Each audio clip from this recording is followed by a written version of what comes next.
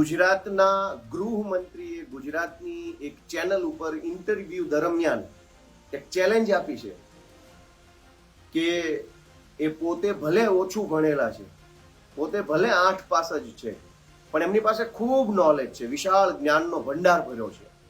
કેમ કે તેઓ આઈએએસ આઈપીએસ પાસેથી શીખે છે, નેતાઓ પાસેથી શીખે છે અને રોજ શીખે છે.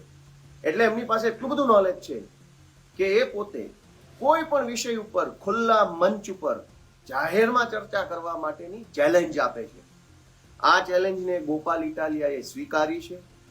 મેં ગુજરાતના ગૃહમંત્રીને વિનંતી કરી છે કે તમારી પાસે જે મંત્રાલય છે, જે વિભાગ છે, તમારી પાસે જેલ છે, તમારી પાસે હોમ ડિપાર્ટમેન્ટ ગૃહ વિભાગ છે, તમારી પાસે સિવિલ ડિફેન્સ છે, તમારી પાસે જે કંઈ પણ વિભાગ છે, એ વિભાગને લગતા કોઈ પણ XYZ વિષય ઉપર જાહેર ખુલ્લા મંચ ઉપર ચર્ચા કરવા માટે હું તૈયાર છું. ગુજરાત પણ તૈયાર છે. લોકોને જાણવું છે, લોકોને સમજવું છે, લોકોને પણ જેમ વેસ્ટર્ન કન્ટ્રીઝની અંદર નેતાઓ વચ્ચે ડિબેટ થાય છે, જનતા પોતે વિચારી શકે એવી રીતે એક જાહેર પ્લેટફોર્મ ઉપર ચર્ચા થાય છે, એવું ગુજરાતમાં પણ થાય એમ જનતા ઈચ્છે છે. માટે મારી ગુજરાતના ગૃહમંત્રીશ્રીને વિનંતી છે કે ચેનલ પણ તમે નક્કી કરો, એન્કર પણ તમે નક્કી કરો, મુદ્દો પણ તમે નક્કી કરો, સમય પણ તમે નક્કી કરો, તારીખ પણ તમે નક્કી કરો, જગ્યા પણ તમે નક્કી કરો, ઓડિયન્સ પણ તમે નક્કી કરો. બધું જ તમે નક્કી કરી લીધા પછી બધી જ તૈયારી તમે કરીને આવો, વાંચીને આવો, લખીને આવો, અભ્યાસ કરીને આવો, સમજીને આવો, વિચારી બધું જ થઈ ગયા પછી આપણે બંને જાહેર મંચ ઉપર ખુલ્લામાં ચર્ચા કરી અને ગુજરાતના લોકોને આપણે કંઈક જાણકારી મળે, સમજવા મળે એવો પ્રયત્ન કરીએ. આ સાથે મારી તો એ પણ બાહેધરી છે કે પૂરા માન સન્માન અને સૌજન્ય સાથે આપણે આ ચર્ચા કરીશું. કેમ કે આપણે ઝઘડો નથી કરવાનો, આપણે કોઈ લડાઈ નથી કરવાની કે ભાગબટાઈ નથી કરવાની, ચર્ચા કરવાની છે સારા વિષય ઉપર.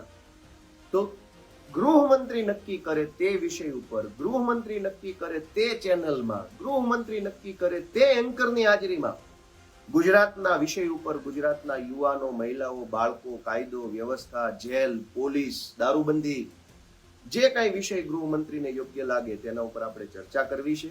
હું ગૃહમંત્રીના જવાબની રાહ જોઈશ. કેમ કે કોઈ પણ ગૃહમંત્રી કક્ષાનો માણસ એક વખત જ્યારે ઇન્ટરવ્યુમાં જાહેર મોટી ચેનલના માધ્યમથી 2 શબ્દો બોલે છે તો એ શબ્દોની પણ કોઈ કિંમત હોય છે, એ સાબિત કરવું બહુ જરૂરી છે. ગૃહમંત્રી કોઈ રસ્તે રખડતા વ્યક્તિ નથી કે મન ફાવે તેવું બોલીને છટકી જાય.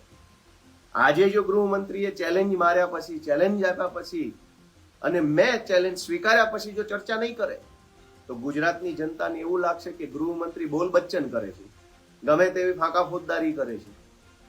તો ગૃહમંત્રીના બોલાયેલા શબ્દોની પણ એક કિંમત છે. પ્રાણ જાય પણ વચન ન જાય એ પ્રકારે. અને તમે બધા તો ઠેકેદારો છો, તો તમે તમારા શબ્દોને પાળો છો, તમે તમારી બોલાયેલી વાત ઉપર સ્ટેન્ડ કરો છો, તમે જે વાત જાહેરમાં લલકારીને બોલો છો એ વાતની ઉપર તમે કાયમ રહો છો, એવું ગુજરાતની જનતાને ભરોસો અપાવવા માટે પણ તમારે જાહેર મંચ ઉપર ચર્ચા કરવી જોઈએ. હું રાહ જોઉં છું, આપણે ચર્ચા કરીશું. જય હિન્દ, જય જય ગરવી ગુજરાત.